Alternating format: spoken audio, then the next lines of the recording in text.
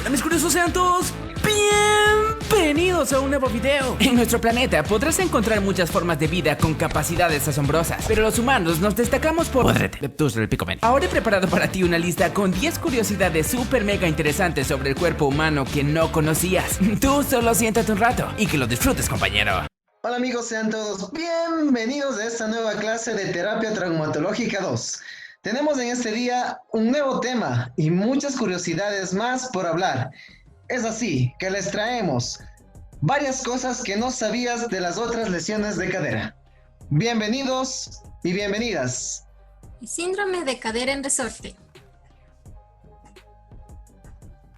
¿Sabías que a este síndrome también se la conoce como Coxa-Sachs? En esta se describe un salto o chasquido que se produce en la región de la cadera, la cual puede ser audible, puede presentar dolor o no. Este se presenta cuando se realizan actividades que requieren movimientos repetitivos de flexión, extensión y abducción de cadera. También suele presentarse en actividades que requieren movimientos repetitivos. Este tipo de síndrome se describe en 3 tipos, como son el síndrome externo, interno e intraarticular. La cadera en resorte externa. Este resorte externo se produce como un chasquido de las fibras posteriores de la banda iliotibial. Estas se encuentran engrosadas. En ocasiones se engrosan las fibras anteriores del glúteo mayor sobre el borde posterior del trocánter mayor, pero este tipo se presenta raramente. Las fibras que se encuentran en la parte posterior del trocánter,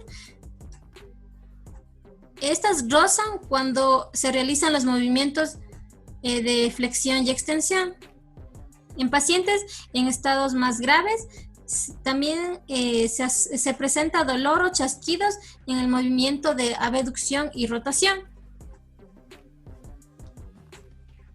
Este se considera como un fenómeno fisiológico, el cual puede presentarse de forma sintomática, puede ser benigno y en ocasiones puede llevar a una inflamación. Presenta dolor y limitaciones de las actividades que realiza el individuo. La cadera en resorte interno. En esta el paciente presenta molestias o traquido dolorosos en la zona profunda de la ingle.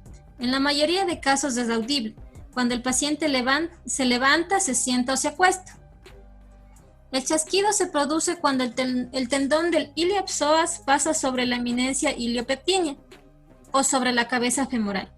Este fenómeno se produce de manera asintomática entre el 5 y el 10% de la población en general.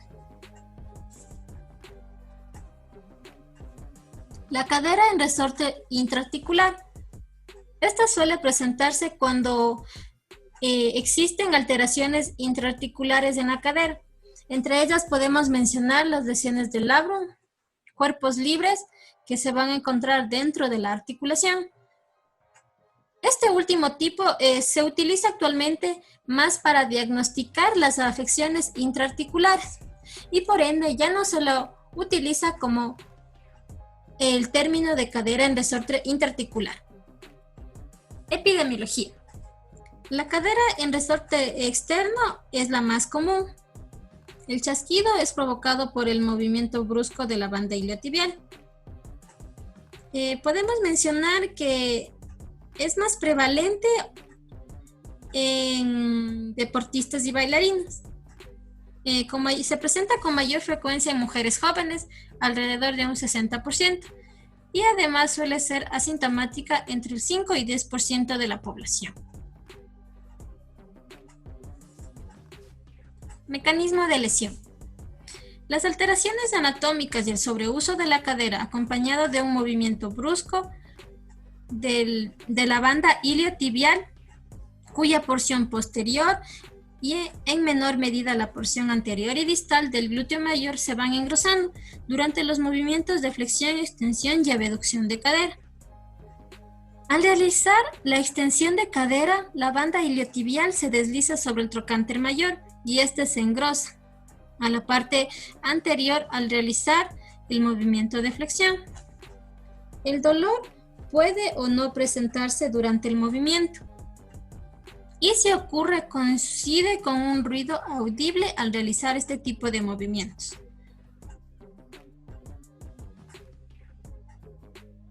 En la presentación clínica, este suele ser asintomático en ocasiones, puede o no presentar dolor.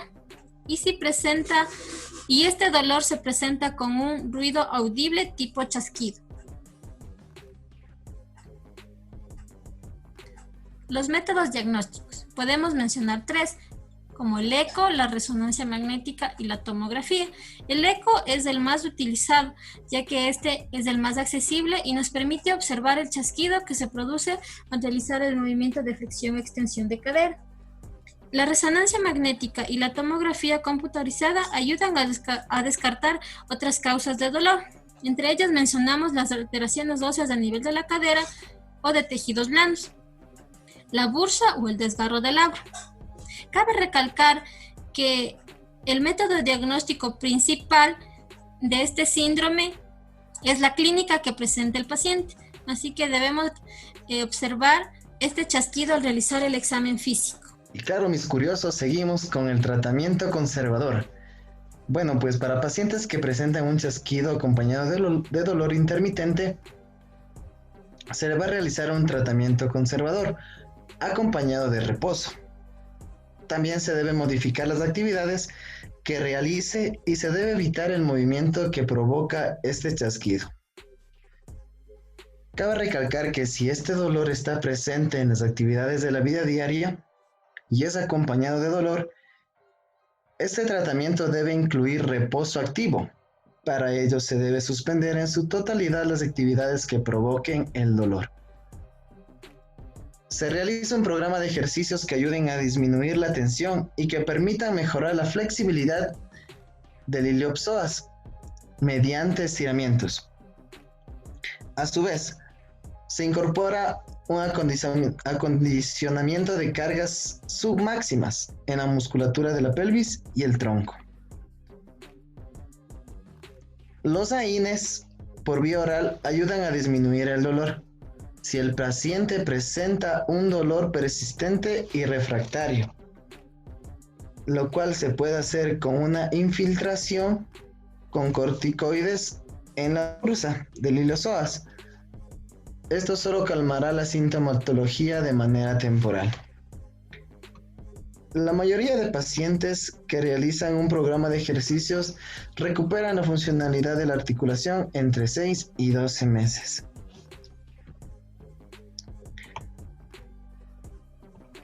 Y seguimos con el tratamiento quirúrgico. Lo que tú no sabías es que si el paciente presenta dolor, se debe considerar realizar una artroscopía para liberar el psoas, ya que este tiene menos complicaciones. Y seguimos, mis curiosos, con más novedades de otras lesiones de la cadera. Y seguimos con la luxación traumática de cadera.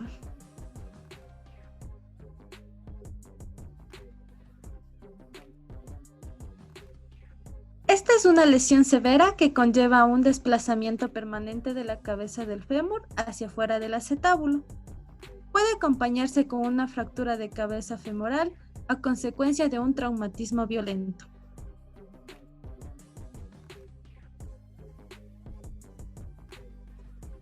La epidemiología. La luxación traumática de cadera supone del 2 al 5% de todas las luxaciones. A menudo van acompañadas de otras lesiones, principalmente debido a causas de accidentes de tránsito que causan entre el 62 y el 93% de todas las luxaciones de cadera. De igual forma, se asocian con una morbilidad significativa a largo plazo, sobre todo necrosis avascular y osteoartritis postraumática.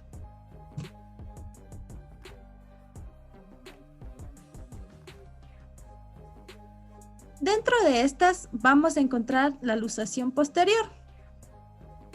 Esta luxación es la más frecuente entre el 85 y el 90% de la población en general.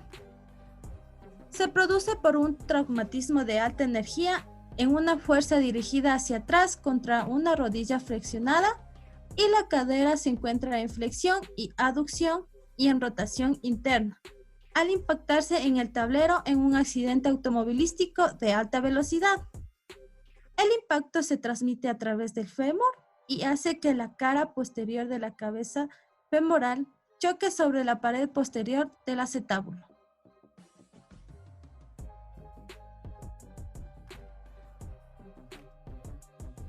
También vamos a encontrar la luxación anterior. La luxación anterior de cadera son menos frecuentes, ya que representan aproximadamente el 10 al 15% de las luxaciones. Suelen producirse cuando la cadera es forzada a una combinación rara de abducción externa, extensión y rotación externa. En este sentido, en tales circunstancias puede producirse fracturas de cabeza y el eje femoral.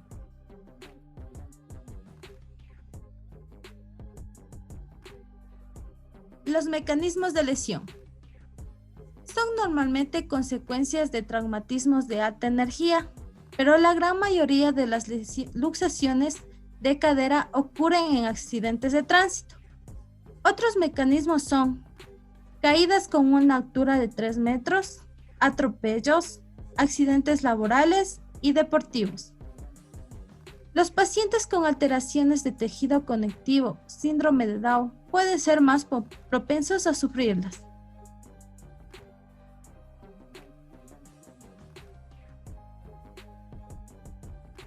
Presentación clínica.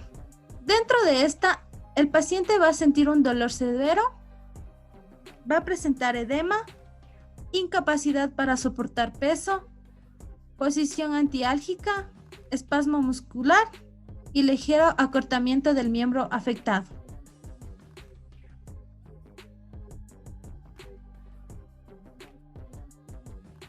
El diagnóstico. Los pacientes con luxación traumática de cadera deben someterse a una evaluación completa debido a la alta prevalencia de lesiones adicionales, especialmente en el contexto de un accidente automovilístico. Dentro de esta tenemos la radiografía, que aquí se realizará una radiografía antero-posterior de la pelvis, que nos permitirá confirmar la causa y el tipo de dislocación, sino que también puede mostrar signos de fracturas acetabulares, pero si el hallazgo es vago, se puede realizar una radiografía lateral. También tenemos la tomografía computarizada, ya que esto nos ayudará a evaluar e identificar anomalías alrededor de la cadera, como incongruencias articulares, presencia de fragmentos intraarticulares y además nos permitirá observar lesiones óseas de tejidos blandos asociados.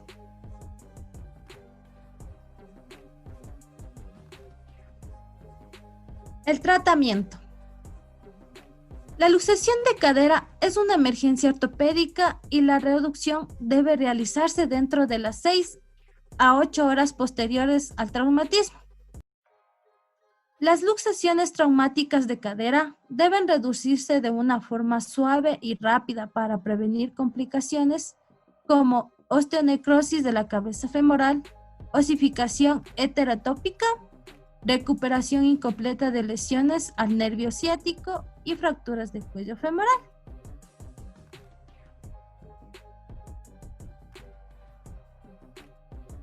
Dentro de estas reducciones tenemos dos tipos, que es una reducción cerrada, en la cual se realiza con mayor frecuencia y es imprescindible para reducir el riesgo de necrosis avascular. También tenemos la reducción abierta, que es cuando la reducción cerrada fracasa o en presencia de interposición del hueso o tejido blando después de intentar una reducción cerrada. Y claro, mis curiosos, que seguimos con mucha más información y tenemos el tratamiento quirúrgico. La elección del tratamiento quirúrgico siempre va a depender del tipo de luxación de cadera, edad del paciente, momento de reducción de cadera, ubicación y tamaño de la fractura de la cabeza femoral. No se olviden, mis curiosos, que la reconstrucción del acetábulo con placas y tornillos es prioritaria para restaurar la congruencia anatómica y asegurar la estabilidad articular. Y seguimos con más novedades, mis curiosos. No se vayan, que esto se pone cada vez mejor.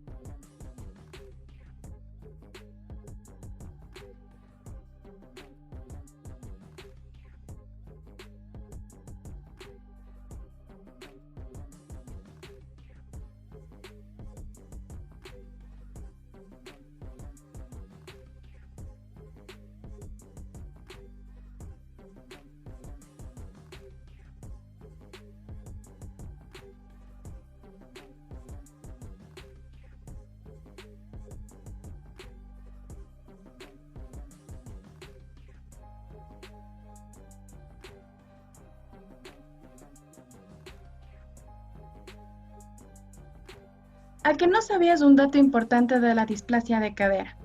La displasia de cadera es señalada por algunos autores como una luxación congénita de cadera, la misma que se manifiesta como una alteración en el desarrollo anatómico del extremo coxal del fémur, en la articulación coxofemoral, la misma que se encuentra compuesta por el fémur, hueso ilíaco y cápsula articular. Es por ello que se observa un acetábulo insuficiente y una cabeza femoral normal o subluxada. Dentro de la displasia de cadera tiene algunas características. Se caracteriza por un desarrollo inadecuado del acetábulo del fémur. Es así que se producen varios cambios de magnitud, tanto en partes blandas como en la parte proximal del fémur.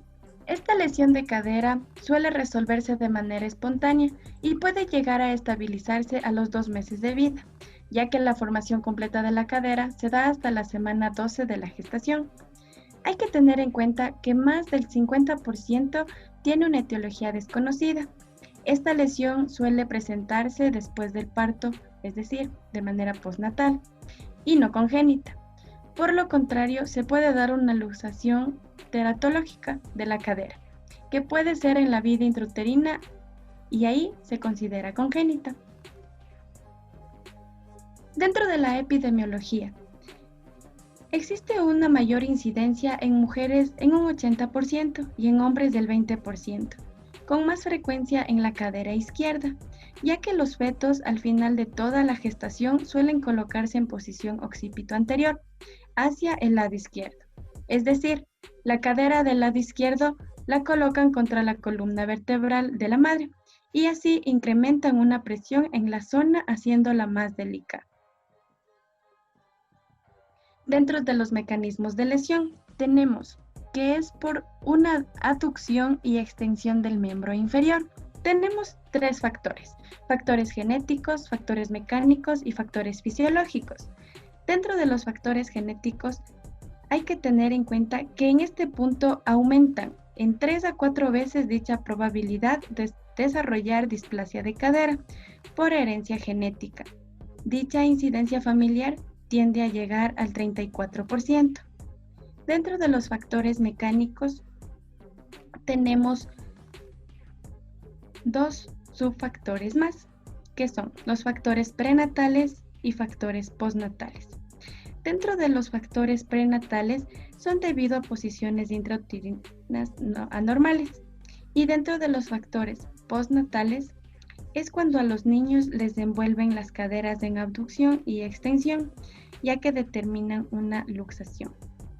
Dentro de los factores fisiológicos tenemos que el más importante es la presencia de laxitud ligamentaria, ya que en niñas presentan un número grande de hormonas maternas, mientras que en los niños la respuesta es mucho mayor a laxitudes principalmente de tipo familiar. Dentro de la presentación clínica tenemos dos componentes: niños caminadores y otro adolescentes y adultos. Dentro de niños caminadores tenemos que va a presentar marcha con cojera, oblicuidad pélvica unilateral, es decir, se le conoce como marcha de pato, lordosis aumentada y puede que se vea el signo de Trendelenburg positiva, en el que consiste en un descenso de la pelvis contralateral, al apoyarse en la extremidad comprometida por deficiencia muscular en los músculos aductores. En adolescentes y adultos, aquí, además de lo mencionado anteriormente, va a presentar dolor al momento de realizar ejercicio o por cambios degenerativos. Dentro de los métodos diagnósticos tenemos el examen físico.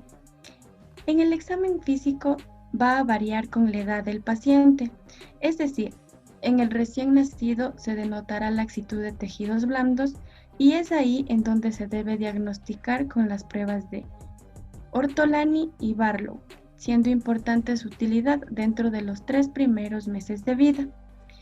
Siempre será parte primordial también el diagnóstico de displasia de cadera y se lo hará mediante inspección en caso de que presente asimetrías, también con examen del muslo. En este se debe ver la longitud de la pierna con ayuda del signo de Galeazzi. Hay que también verificar la movilidad cuando hay una obstrucción. Dentro de las pruebas vamos a tener lo que es Ortolani y la prueba de Barlow. Aunque también tenemos de ayuda varios métodos de imagen como la ecografía. Este viene siendo parte principal del proceso en primer plano. Esto se lo realiza entre la 4ª a 6ª semana de vida y con más razón en recién nacidos que tengan antecedentes de riesgo y se lo debe hacer hasta el 10º día de vida. Se debe hacer tanto una ecografía estática como también dinámica, ya que se debe visualizar el desarrollo del acetábulo como la estabilidad de la cadera. La radiografía. La radiografía está indicada que se la tome en posición antero-posterior de pelvis, con una mínima flexión de cadera de 20 grados o 30 grados, en los 3 o 4 primeros meses de vida. ya que las estructuras cartilaginosas no suelen ser visibles en rayos X. Algunos parámetros dentro de esta evaluación son el índice acetabular, el arco de Shenton, los núcleos de osificación. Dentro del índice acetabular va a ser la línea que une a los cartílagos formando un ángulo con el borde del acetábulo, en el que si es menor a 28 y máximo a 30 está dentro del rango normal. Es esta línea que estamos marcando aquí. Se la conoce como Hall-Herney. Como segundo punto tenemos el arco de Shenton. Esta es una línea que no indica interrupciones y se presenta en el borde inferior del cuello femoral, que directamente va a coincidir con el agujero obturador en el borde superior. Y como último punto, los núcleos de osificación. En estos se los ve normalmente en el cuadrante inferior izquierdo.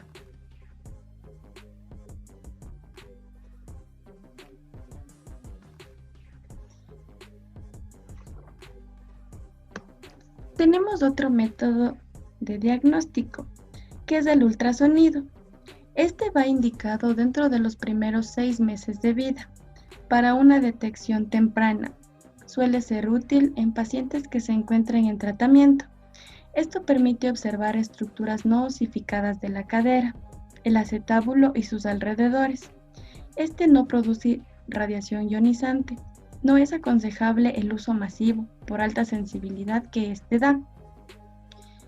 La resonancia magnética. En ella podemos visualizar estructuras anatómicas como la cabeza femoral, la bruna acetabular y el acetábulo con su cartílago. A la vez, esta indica la posición de la cabeza femoral en relación con el acetábulo. Dentro del tratamiento conservador, el objetivo primordial es colocar la cabeza del fémur en el cótilo de la cadera, con ayuda de pruebas clínicas y más aún si es diagnosticado en temprana edad. El resultado en este sería excelente. Empezamos con pacientes menores de 3 meses. En este se debe mantener la cadera en abducción y flexión con ayudas externas como el arnés de Pavlik, el mismo que proporciona una reducción dinámica, ya que muestra resultados muy favorables. Pacientes de 3 meses a 6 meses. Aquí se puede observar ya una contractura de los tejidos blandos. En este punto ya requieren de tracción de tejidos previa para después colocar un yeso pelvipédico por unas pocas semanas para que ayuden a corregir la inestabilidad. Pacientes de 6 meses a 3 años. En este se lo debe manejar con una previa tracción y luego una reducción cerrada, la misma que se mantiene con un yeso pelvipédico. Posterior a ello se debe colocar una órtesis en abducción. En algunos casos, este requiere una reducción abierta.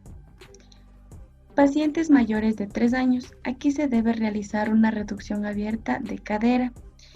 Y por último, en pacientes mayores a 8 años, aquí se le debe realizar una reducción abierta, cirugía pelviana o acortamiento femoral.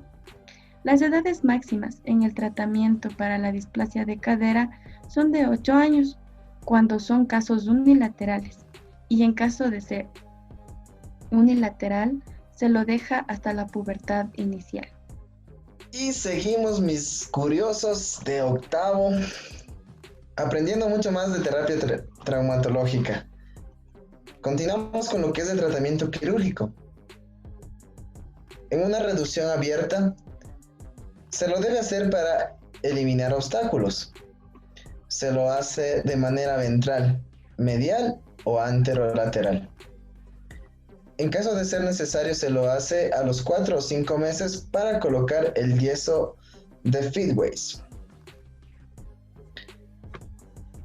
Tenemos también la reducción artroscópica.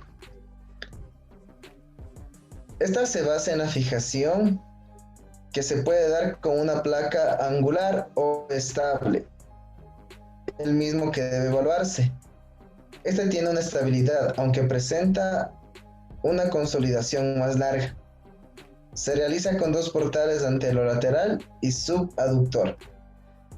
Por lo tanto, este ofrece una alternativa para reducción abierta, aunque los resultados que son a mediano plazo siguen mostrándose muy necesarios dentro del éxito de dichas técnicas.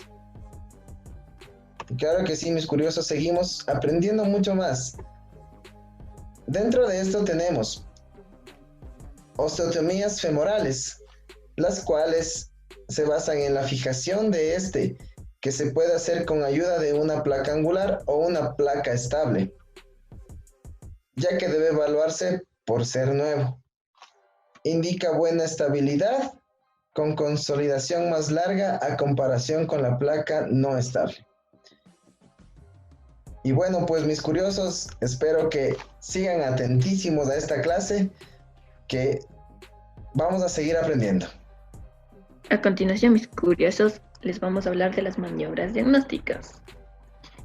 ¿A qué no sabías que la exploración que se realiza al neonato debe realizarse de manera meticulosa? En examen clínico se debe evaluar la abducción de la cadera. El dato clave es la limitación en el movimiento de la abducción en una o ambas caderas. Un recién nacido se debe encontrar con las rodillas flexionadas. Si permite que las dos rodillas toquen la superficie de la camilla, presenta una cadera normal. Mientras que cuando el recién nacido no logra completar o no logra realizar una abducción, es un dato clave para determinar el diagnóstico de displasia de cadera en desarrollo. Otro dato importante es la simetría de los pliegues. Con una mayor validez, los pliegues inguinales que los femorales, ya que estos son un signo de contractura de los aductores que limitan el movimiento de abducción. Los pliegues patológicos son los pliegues popíteros y los pliegues glúteos. Existen pruebas que se acompañan de un sonido como un clic. Estas pruebas deberán solo ser realizadas un número de veces, ya que si se realizan con mucha frecuencia, estos es muy peligroso para el neonato e incluso algunas de ellas pueden dañar el cartílago articular.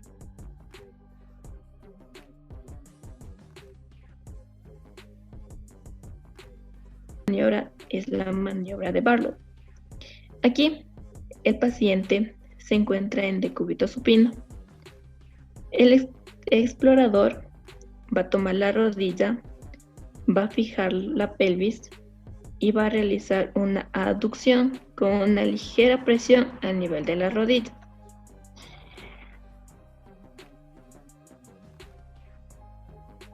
Lo que significa que es una cadera inestable.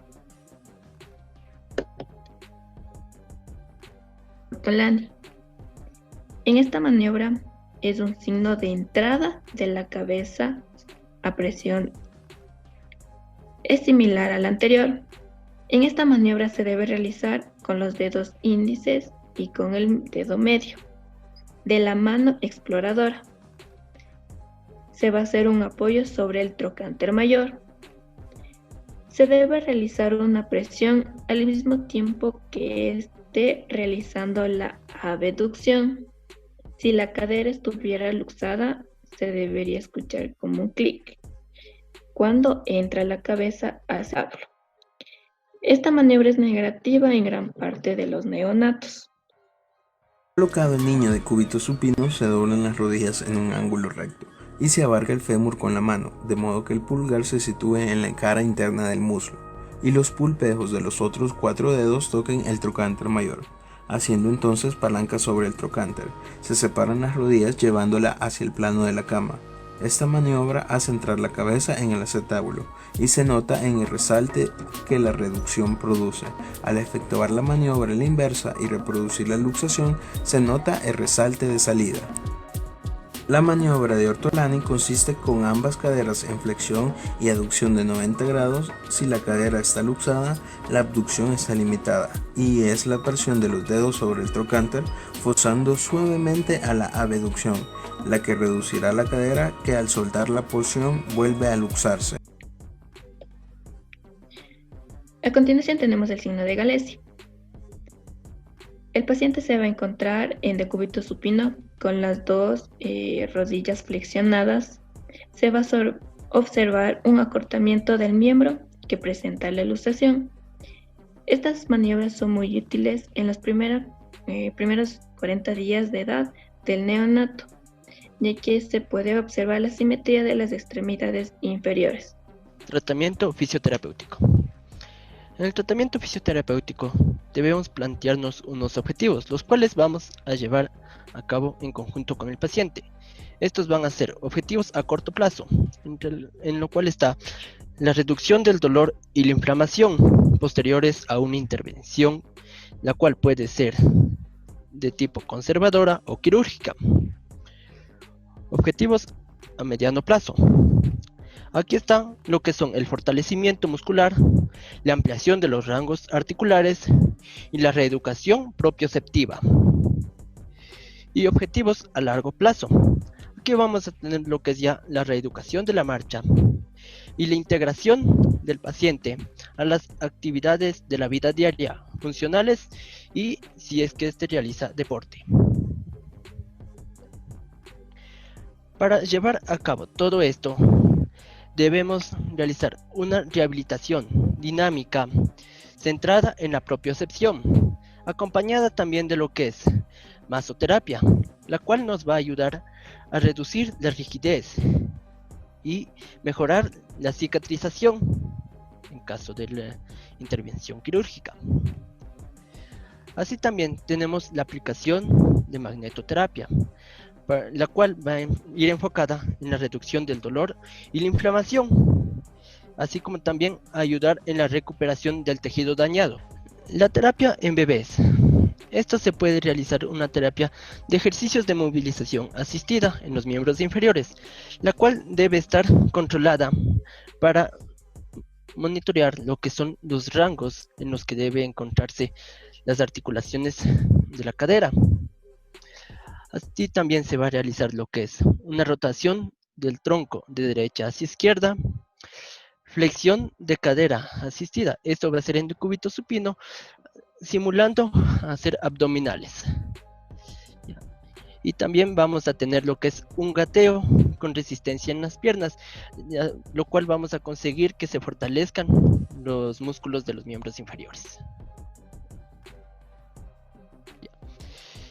En niños y adultos se puede realizar lo que son ejercicios para la tonificación de los músculos de la cadera y los miembros inferiores, entre los cuales vamos a encontrar ejercicios isométricos y ejercicios ya en lo que es bipedestación. Entre los ejercicios isométricos nos vamos a realizar en decúbito supino, prono o lateral, dependiendo de la comodidad que tenga el paciente.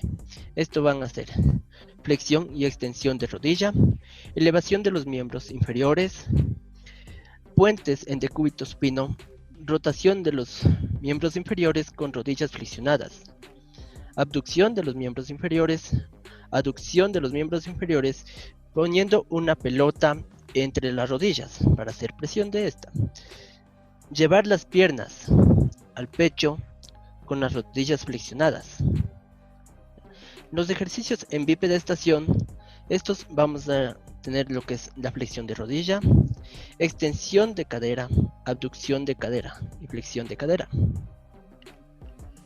los cuales se pueden observar a continuación. Estos pueden estar hechos tanto con y sin resistencia, ya sea poniendo pesos en las por encima del pie, de acuerdo a lo que pueda aguantar el paciente. Ya.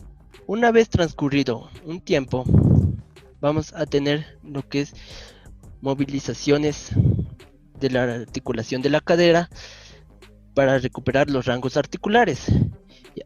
Con lo cual vamos a obtener también una reeducación postural para conseguir así una reeducación de la marcha.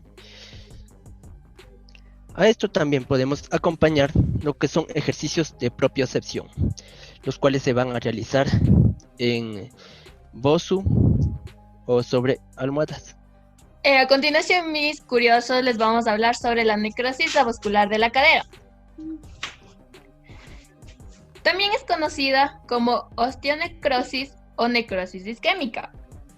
Es la muerte del tejido óseo asociada a una pérdida de la vitalidad del hueso, en el cual está afectado el sistema circulatorio.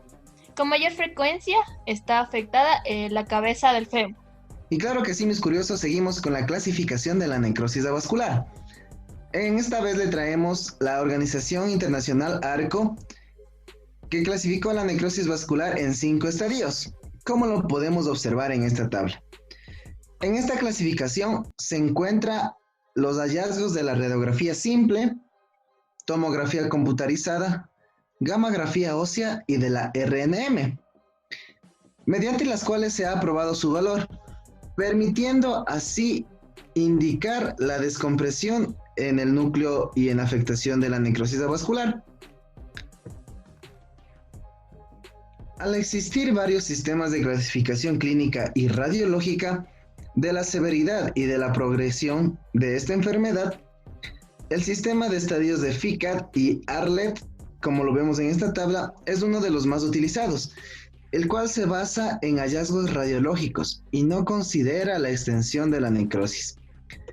Es así como tenemos dividido de grado 0 a grado 4, como lo podemos observar en el gráfico. A continuación, la epidemiología. Tenemos que la epidemiología real de esta enfermedad es desconocida.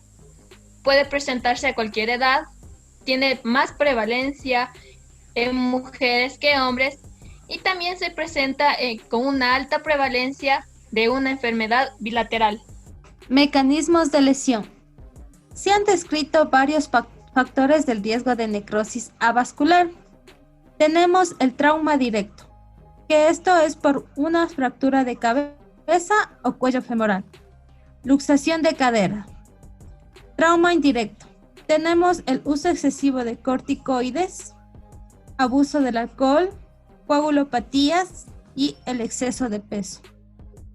También dice que la causa no traumática suele ser más frecuentes en la población y un 80% de estas se encuentran relacionadas al consumo excesivo de alcohol y el uso de glucocorticoides.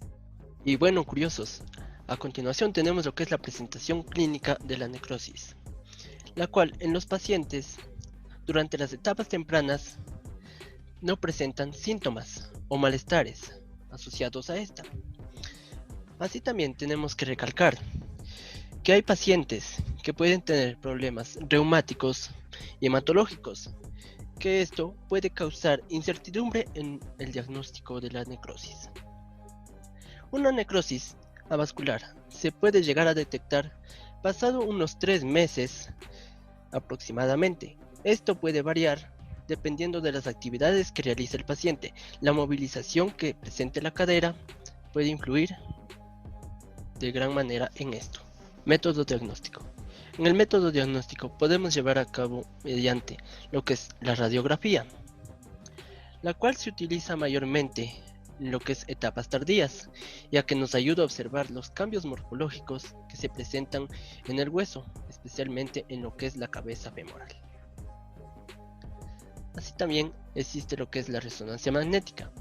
La resonancia magnética nos ayuda a tener mayor detalle de lo que está ocurriendo en el hueso durante lo que es una etapa temprana y la etapa tardía.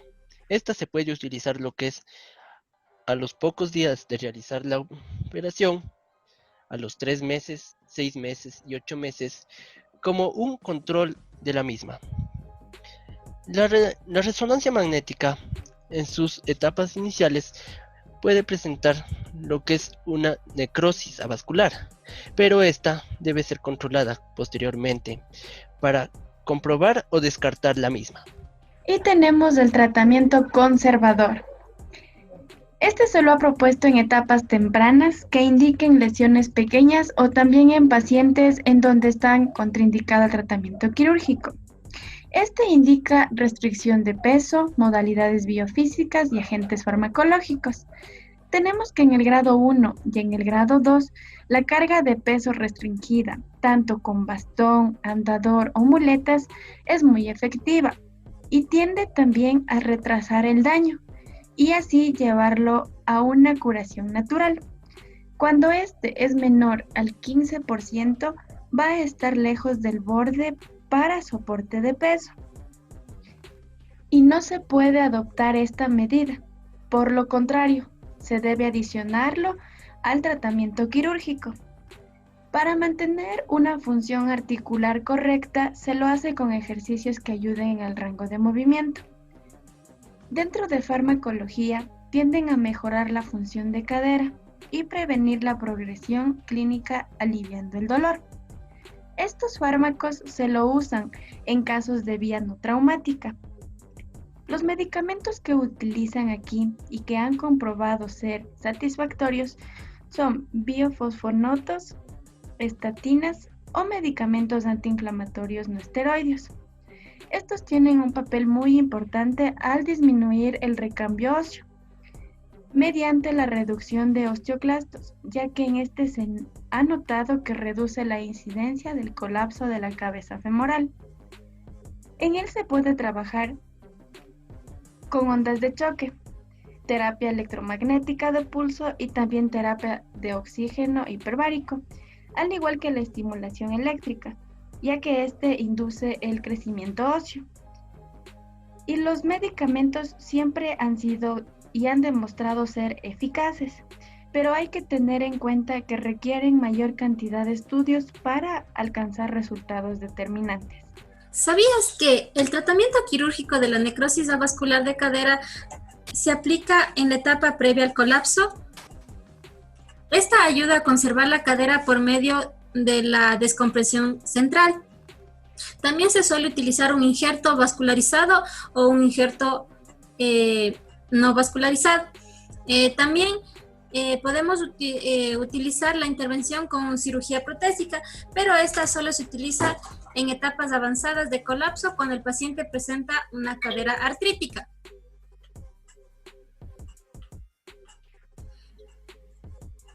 El método menos invasivo y el que es más utilizado es la descompresión central del área subcortical femoral posterior.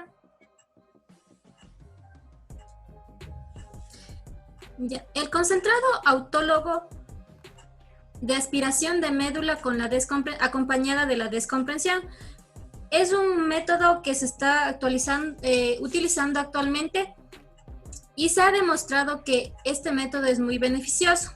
Ayuda a desacelerar considerablemente la progresión de la etapa colapsada de la articulación. También ayuda a disminuir la necesidad de reemplazar totalmente la cadera. Y con este tipo de técnica se obtienen mejores resultados funcionales. Muy bien, curiosos y curiosas. Seguimos con el tratamiento postoperatorio.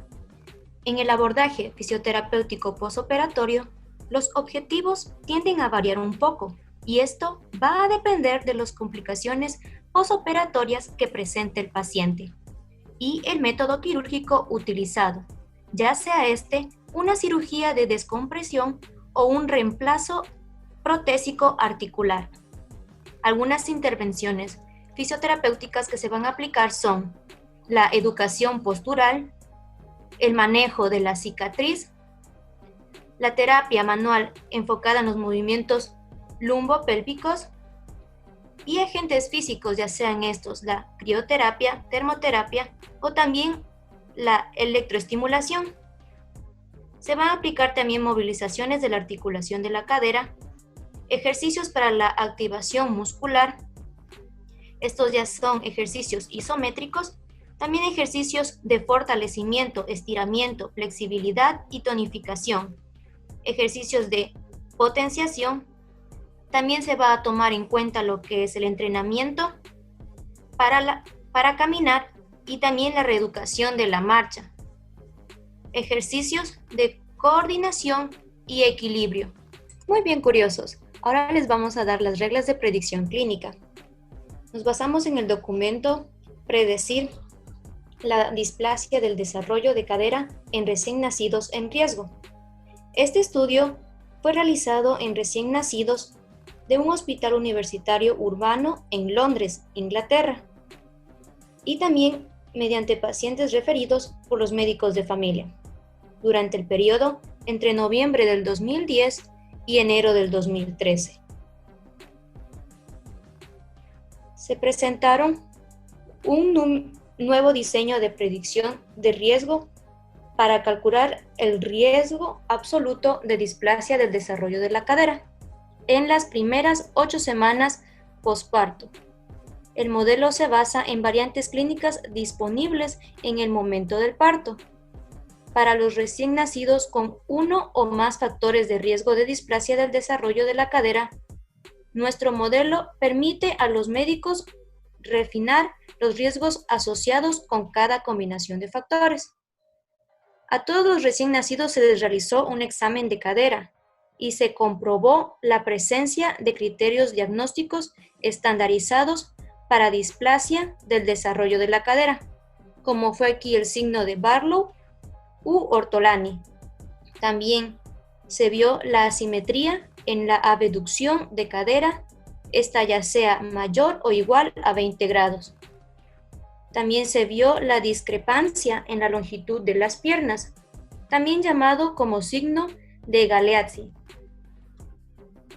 Solo se aplicaron predictores candidatos con una prevalencia de más del 2% con el fin de evitar estimaciones imprecisas de los coeficientes de regresión, y generalmente se cree que los recién nacidos y los bebés con las siguientes características son en riesgo de padecer displasia de desarrollo de la cadera. Los predictores fueron el sexo femenino, antecedentes familiares de displasia del desarrollo de la cadera, parto de nalgas, que sean primogénitos, y también tener una anomalía en el examen físico de la cadera. Existieron también factores menos aceptados, los cuales fueron deformaciones en los pies, alto peso al nacer y también la tortícolis. Si eres un curioso y curiosa y quieres saber más sobre este tema, te invito a que pongas atención a este caso clínico. Al final veremos si puedes responder mi pregunta. Se trata de un paciente de sexo masculino con 5 meses de edad. Llega a nuestro consultorio debido a que su cadera se luxa. Tiene incapacidad de mover el muslo hacia abducción. También presenta un desnivel en los pliegues grasos a nivel de la ingle y también de los glúteos. Se puede observar que presenta una extremidad más larga que la otra. Se verificó la movilidad de los miembros y se encontró una obstrucción en el miembro derecho. Los padres del bebé refieren que ya hace 2 meses, es decir, cuando el bebé tenía 3 meses de nacido, fue valorado debido a que su cadera tendía a salirse, provocando molestias sobre él. Para la exploración, se le posicionó al paciente en decúbito supino, con las piernas abducidas y las rodillas flexionadas sobre la camilla. En dicha maniobra se observó que la extremidad derecha no llegaba a tocar la camilla, por lo cual se dedujo una displasia de cadera. Para llegar a un diagnóstico seguro, se le aplicaron 2 maniobras, las cuales fueron la maniobra de Barlow y la maniobra de Ortolani. En la maniobra de Barlow, esta se dio o tuvo como resultado un signo positivo debido a la presencia de un clic al realizar el movimiento de abducción de la cadera con las rodillas flexionadas, lo cual permitió deducir que es una cadera inestable. En la maniobra de Ortolani, tenemos que recordar que este es un signo de entrada de la cabeza femoral desde una posición luxada. Esta maniobra dio un resultado negativo debido a la falta del clic en la elaboración de la maniobra, es decir, al realizar la abducción con una ligera presión sobre las caderas. También cabe recalcar que esta maniobra es casi siempre negativa en los recién nacidos. A su vez, se le realizaron 2 exámenes complementarios, tales como una resonancia magnética y una radiografía. En la radiografía, mediante una proyección antero-posterior, se pudo observar que la cadera se encontraba una más arriba que la otra, y también una luxación del fémur con el acetábulo. Ya como podemos observar aquí, no se encuentra la cabeza femoral dentro del acetábulo. En la resonancia magnética se diagnostica que el acetábulo presenta un cartílago poco formado, como podemos ver aquí en la placa de resonancia magnética. El cartílago no llega a cubrir la cabeza femoral. Debido a esto, tiende a luxarse.